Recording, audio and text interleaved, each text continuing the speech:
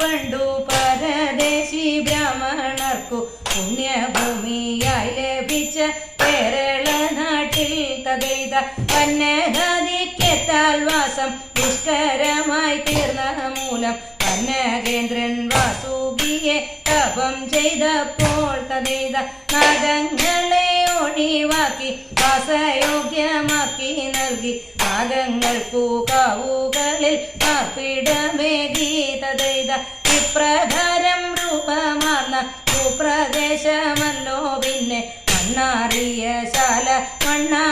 മണ്ണാറശാലയുമായി തഥൈത നാഗങ്ങളെ തീയിൽ നിന്നു രക്ഷിച്ച ദമ്പതിമാരിൽ പ്രീതി പൂണ്ട നാഗദേവൻ പുത്രഭാവത്തിൽ തഥൈത അവതാരം ചെയ്തു നിലവറയിൽ വാണരുളുന്നു അനപത്യ ദുഃഖിതരെ കാത്തരുളുന്നു തഥൈത നാഗരാജൻ വാസുകിയെ പരിവാര സമേതന ഭാർഗവരാമൻ പ്രതിഷ്ഠ ചെയ്തൊരു ദേശം തഥൈത നാഗരാജൻ താനും നാഗയക്ഷിയും വാണരുളുമി പാവനാമ നാഗരാജ ക്ഷേത്ര സങ്കേതം തഥൈത നാഗമാത സ്ഥാനമുള്ളോരമ്മയുടെ പൂജയതു നാഗദൈവങ്ങൾക്കേറ്റവും വിശേഷമത്രേ തഥൈത കന്നിതുലാമാസങ്ങളിലായില്യം പ്രസിദ്ധമാണ് അന്നത്തെ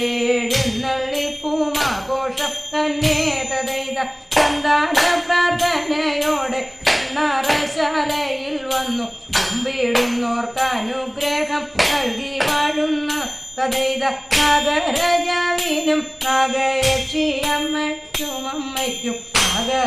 നാഗപരിവാരങ്ങൾക്കും നിത്യവന്ദനം തഥൈത തിത്തിത്താര തിത്തിത്താരി തൈ തൈ തിത്തകതിത്തിത്താര തിത്തിത്താരി തൈ തൈ തിത്തകതിത്തിത്താര തിത്തിത്താരി തൈ തൈ തിത്തകതിത്തിത്താര തിത്തിത്താരി തൈ